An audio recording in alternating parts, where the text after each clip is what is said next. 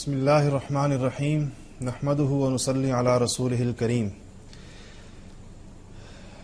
ناظرین، رمضان المبارک کے دن اور رات اس لحاظ سے بہت قیمتی ہیں کہ اس میں انسان کو اپنی زندگی پر اثر نو نگاہ ڈالنے کا موقع مل جاتا ہے، اور رمضان المبارک میں جہاں انسان بہت ساری چیزوں سے رکنے کی مشق کر رہا ہوتا ہے، وہاں تھوڑی سی مزید محنت سے اپنی زندگی کو مزید دین کے قریب اور بہتر بنا سکتا ہے۔ کچھ چیزیں ایسی ہیں جو ہماری زندگی میں اس طرح سرایت کر چکی ہیں، بلکہ ہمارے جسم میں خون کی طرح دوڑنے لگی ہیں، اور روزمرہ زندگی میں اس کو بہت ہلکا اور خفیف سمجھا جاتا ہے، مگر شریعت کی نگاہ میں ان کی بہت اہمیت اور بہت قدر و قیمت ہے۔ اسلام کا فلسفہ اخلاق اور اس کے جتنے اجزاء اور جتنے ارکان ہیں، وہ سارے کے سارے ایک مسلمان کی زندگی کا اہم ترین حصہ ہے، اور انہی اجزاء اور انہی ارکان سے مل کر ایک کامل مسلمان بنتا ہے۔ آج انشاءاللہ ہم ایک مختصر سی حدیث شریف جو ہمیں بہت ہی اہم پیغام دے رہی ہے، اور خصوصیت کے ساتھ رمضان کے ان دنوں کے اندر وہ اور بھی زیادہ اہم بن جاتی ہے کہ اس کے کچھ الفاظ ایسے ہیں جس کی طرف میں ابھی اشارہ کروں گا انشاءاللہ، اور ہم اس کے 3 جز اور 3 باتوں کی طرف توجہ دلائی گئی ہے۔ ہم 3 نشستوں میں انشاءاللہ اس کے اوپر گفتگو کریں گے۔ سیدنا ابو ہریرہ رضی اللہ تعالی عنہ فرماتے ہیں کہ حضور اکرم صلی اللہ علیہ وسلم نے منافق کی نشانیاں بیان کرتے ہوئے فرمایا کہ آیت المنافق ثلاث، کہ منافق کی 3 نشانیاں ہیں، کہ 3 چیزیں اگر کسی میں پائی جائیں تو اس کو فکر مند ہو جانا چاہیے کہ اس کا شمار مسلمانوں میں ہے یا منافقین میں۔ اذا حدث کذب، کہ جب بات کرے تو جھوٹ بولے، واذا وعد اخلف، اور جب کسی سے کوئی وعدہ کرے، کوئی معاہدہ کرے تو اس میں وعدہ خلافی کرے، معاہدے توڑے، اور واذا اؤتمن خان، اور اگر اس کے پاس امانت رکھوائی جائے یا امانت کوئی اس کے پاس رکھے تو وہ اس میں خیانت کرے۔ 3 چیزیں بتائی جا رہی ہیں، جھوٹ بولنا، وعدہ خلافی کرنا اور خیانت کرنا۔ کہا یہ منافق کی نشانیاں ہیں، مسلمان میں یہ چیزیں نہیں ہو سکتی۔ اور ایک اور روایت میں آیا کہ وَإِن صَامَ وَصَلَّى وَزَعَمَ أَنَّهُ مُسْلِمٌ، اور اگرچہ وہ روزہ رکھے اور نماز پڑھے اور یہ سمجھے اور یہ گمان کرے کہ میں مسلمان ہوں، مگر اگر یہ 3 چیزیں اس میں ہیں تو اس کا شمار صحیح اور کامل مسلمانوں میں نہیں ہو سکتا۔ آج ان 3 کے میں سے جو پہلا جز جھوٹ سے متعلق ہے، اس پر ہم تھوڑی سی گفتگو کریں گے، اور انشاءاللہ اگلی 2 نشستوں میں ہم وعدہ خلافی اور خیانت سے متعلق بات کریں گے۔ جھوٹ ایک ایسی برائی ہے، اور فقط اسلام ہی میں نہیں بلکہ ساری معزز اقوام میں اس کو بہت بڑا گناہ اور بڑے عیب اور عار کی چیز سمجھا جاتا ہے۔ دیکھیے، جب قیصر نے حضور اکرم صلی اللہ علیہ وسلم کی دعوت جب قیصر روم کو پہنچی، اور اس نے ان کے حالات معلوم کرنے کے لیے ابو سفیان رضی اللہ عنہ، جو اس وقت تک مسلمان نہیں ہوئے تھے، ان کو اپنے دربار میں طلب کیا، وہ اسی علاقے میں تھے، اور ان سے حضور اکرم صلی اللہ علیہ وسلم کے بارے میں کچھ سوالات کیے، اور پوچھا کہ ان کا تعلق کیسے خاندان سے ہے، تو اس نے بتایا کہ وہ تو بہت اچھے خاندان کے ہیں، اور اس خاندان میں بڑے نیک اور اچھے لوگ گزرے ہیں۔ اور پھر پوچھا کہ ان کے پیروکار کیسے ہیں، تو بتایا ان کے پیروکار عام طور پر معاشرے کے عام افراد ہیں، کوئی صرف مالدار اور اس طرح کے لوگ ان کے پیروکار نہیں ہیں۔ پھر پوچھا تمہاری اور ان کی جنگیں ہوئی ہیں، ان کا ہاں جنگیں ہوئی ہیں۔ تو پوچھا کہ جنگوں کے نتائج کیا رہے ہیں۔ اس وقت تک 2 جنگیں ہوئی تھی، ایک جنگ بدر اور ایک جنگ احد، جس میں ایک میں مسلمانوں کو فتح ہوئی تھی، دوسری میں مشرکین کو ہوئی تھی۔ تو انہوں نے کہا کہ ہمارے اور ان کے درمیان جنگوں کے نتائج یہ رہے ہیں، کبھی ہم جیتتے ہیں کبھی وہ جیتتے ہیں۔ تو یہ جو پورا ڈائلاگ حدیثی کتابوں میں نقل کیا گیا، اس میں ابو سفیان نے کہیں غلط بیانی نہیں کی، حالانکہ مسلمان نہیں ہوئے تھے ابھی۔ مسلمان ہونے کے بعد کہا کرتے تھے کہ اس وقت میرا دل چاہتا تھا میں حضور اکرم صلی اللہ علیہ وسلم کے بارے میں کوئی ایسی بات کہوں جس سے آپ کی شخصیت ڈیگریڈ ہو جائے، مگر مجھے خیال ہوتا تھا کہ میں جھوٹ کیسے کہوں، ایک معزز آدمی کی مجلس میں، ایک بادشاہ کی مجلس میں کیسے میں ایسی بات کہوں جس سے انسان اپنے مرتبے سے نیچے گر جاتا ہے۔ تو اسلام سے پہلے بھی چونکہ وہ ایک سردار تھے، ایک معزز آدمی تھے، تو انہوں نے اپنے مرتبے کے خلاف سمجھا کہ میں کوئی ایسی بات کہوں جو غلط بیانی کے زمرے میں آتا ہے۔ حضور اکرم صلی اللہ علیہ وسلم کی احادیث کی روشنی میں اگر آپ دیکھیں تو بڑی سختی کے ساتھ اس چیز سے منع کیا گیا حتیٰ کہ بچوں کے ساتھ جن کے ساتھ جھوٹ عام طور پر مذاق کے معنوں میں ہوتا ہے اس سے بھی منع کیا گیا. ایک خاتون حضور اکرم صلی اللہ علیہ وسلم کے سامنے اپنے بچے کو بلا رہی تھی اور اس کو گود میں لینا چاہ رہی تھی, وہ آ نہیں رہا تھا, تو اسے کہا کہ تم آؤ میں تمہیں کوئی چیز دوں گی. تو حضور اکرم صلی اللہ علیہ وسلم نے پوچھا کیا واقعی تمہارے پاس کوئی چیز ہے اس کو دینے کے لیے, یا فقط اس کو یعنی اس کو پھسلا کر بلا رہی ہو؟ تو اس نے کہا نہیں, میرے پاس کھجور ہے جو میں اس کو دینا چاہتی ہوں. تو کہا اگر تمہارے پاس کچھ نہ ہوتا اور تم اس طرح اس کو کہہ رہی ہوتی کہ اگر تم آؤ میں تمہیں کوئی چیز دوں گی, اور تمہارے پاس کچھ نہ ہوتا تو تمہارے نامہ اعمال میں ایک جھوٹ لکھ دیا جاتا. یعنی بچوں کے ساتھ بھی جھوٹ بولنے کی اجازت نہیں. اسی طرح مذاق میں بھی جھوٹ بولنے کی اجازت نہیں ہے. اس طرف ہمیں بڑی توجہ دینے کی ضرورت ہے. ایک حدیث شریف میں آتا ہے کہ حضور اکرم صلی اللہ علیہ وسلم نے فرمایا کہ سخت افسوس ہے اس شخص پر, اور افسوس کا مطلب یہ ہوتا ہے کہ دردناک عذاب ہے اس شخص کے لیے, اگر ہم اس کا سخت ترجمہ کریں, کہ اس شخص کے لیے جو محض لوگوں کو ہنسانے کے لیے جھوٹ بولے, کہ جس سے لوگ مجلس میں تھوڑی دیر کے لیے ہنسی مذاق ہو جائے اور اس نے اس میں خلاف واقعہ بات کی اور جھوٹ بولا.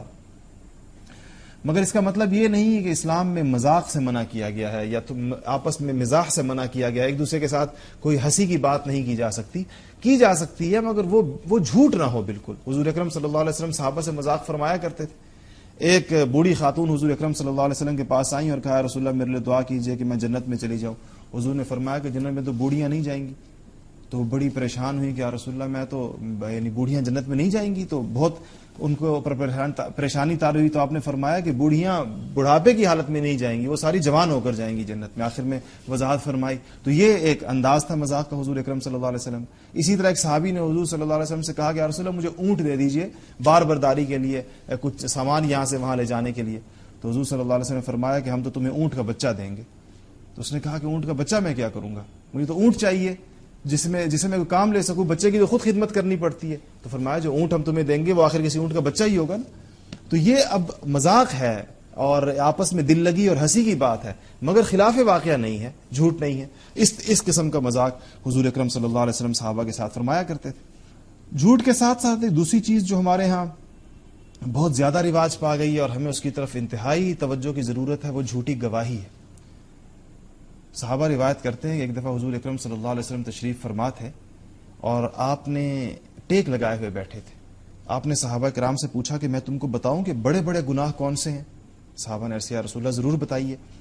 آپ نے فرمایا کہ بڑے گناہ یہ ہیں, ایک تو اللہ کے ساتھ کسی کو شریک ٹھہرانا, دوسرا والدین کی نافرمانی کرنا. یہ دو باتیں ارشاد فرمائیں. اس کے بعد آپ ٹیک لگا کر بیٹھے ہوئے تھے, آپ سیدھے ہو کر بیٹھ گئے اور فرمایا کہ جھوٹی گواہی دینا, جھوٹی گواہی دینا, جھوٹی گواہی دینا. 3 دفعہ اس کو ذکر فرمایا. یعنی یہ 2 باتیں ایک دفعہ ارشاد فرمائی, اللہ کے ساتھ کسی کو شریک ٹھہرانا, والدین کی نافرمانی کرنا, اور ٹیک لگا کر بیٹھے ہوئے تھے. اور یہ تیسری بات ارشاد فرمانے کے لیے سیدھے ہو کر بیٹھ گئے اور اس کو 3 دفعہ ارشاد فرمایا کہ جھوٹی گواہی دینا, جھوٹی گواہی دینا, جھوٹی گواہی دینا. یہ اتنی سخت بات ہے. اسی علماء نے لکھا ہے کہ جھوٹی گواہی دینا شرک کے برابر گناہ.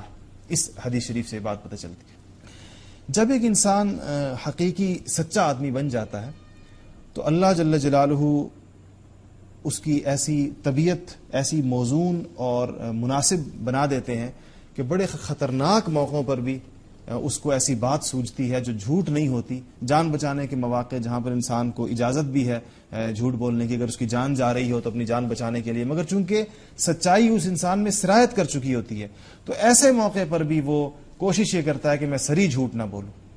دیکھیے سیدنا ابوبکر صدیق رضی اللہ تعالی عنہ جب حضور اکرم صلی اللہ علیہ وسلم کے ساتھ ہجرت کے موقع پہ نکلے اس رات کو, تو آپ کی جان کے پیچھے مشرکین مکہ کے ہرکارے اور ان کے لوگ آپ کو ڈھونڈتے پھر رہے تھے.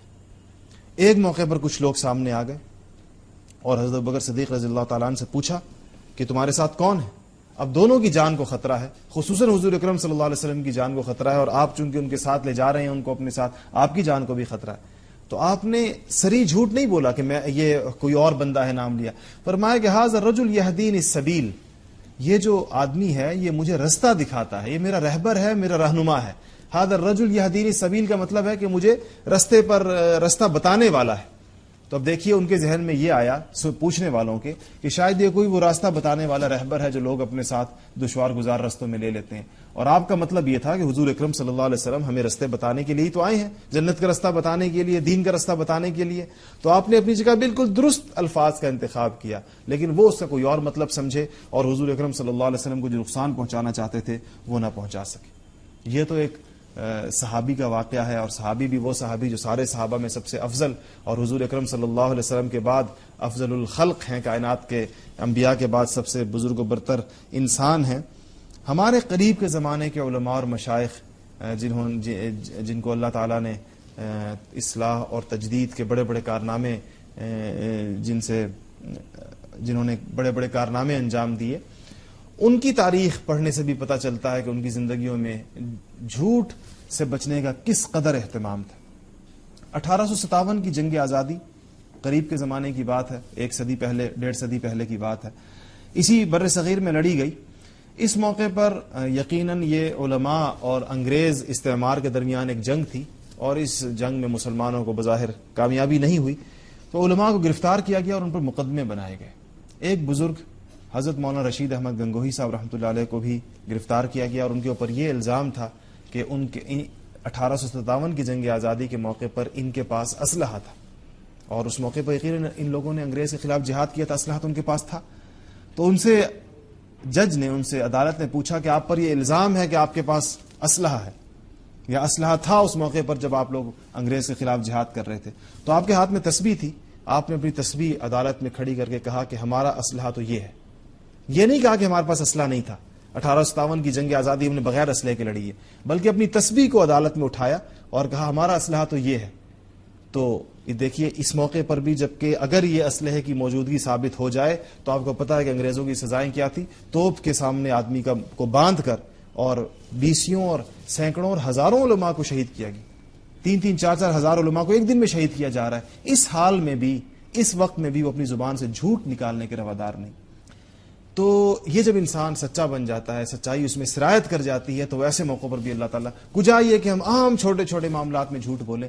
اور یاد رکھیے کہ جھوٹ زبان سے بھی ہوتا ہے اور جھوٹ عمل سے بھی ہوتا ہے. عمل سے جھوٹ یہ ہے کہ اپنے آپ کو ایسا ظاہر کرنا جو اس میں نہ ہو، اپنے نام کے ساتھ ایسے الفاظ لگانا جو حقیقت میں انسان میں موجود نہ ہو. آج جس طرح ہم دیکھتے ہیں نسب کے معاملے میں اپنے نام کے ساتھ سید لگانا، کوئی اور نسبت لگانا، اگر وہ نہیں ہے تو یہ جھوٹی ہے. پروفیسر لکھنا اپنے نام کے ساتھ، اگر وہ پروفیسر نہیں ہے، لیکچرر ہے یا کسی اور اس پر ہے، یہ ساری چیزیں بھی جھوٹ کے زمرے میں آتی ہیں. رمضان المبارک کا ایک اہم پیغام اور آخر میں ایک بڑی ضروری چیز جو آج معاشرے میں بہت رائج ہو چکی ہے، وہ جھوٹے سرٹیفکیٹ بنوانا، میڈیکل سرٹیفکیٹ بنوانا، کریکٹر سرٹیفکیٹ بنوانا. یہ ایک عام رواج چل پڑا ہے چھٹیوں کے لیے. یہ بھی جھوٹ کے زمرے میں آتا ہے اور یہ بھی ممنوع ہے، اور اس کی بہت سخت ممانعت آئی ہے. تو جہاں ہم اور عبادات کر رہے ہیں اس موقع پر، تو اس ہمیں دعا کرنی چاہیے اللہ تعالیٰ سے کہ ہماری زندگی سے جھوٹ کو نکال دے اور ہمیں سچی زندگی نصیب فرما دے، اور ہم سارے اس رمضان المبارک سے ایک نئی سچی زندگی کی ابتدا کرنے والے بن جائیں. اللہ تعالیٰ مجھے اور آپ کو اس پر عمل کی توفیق نصیب فرمائے.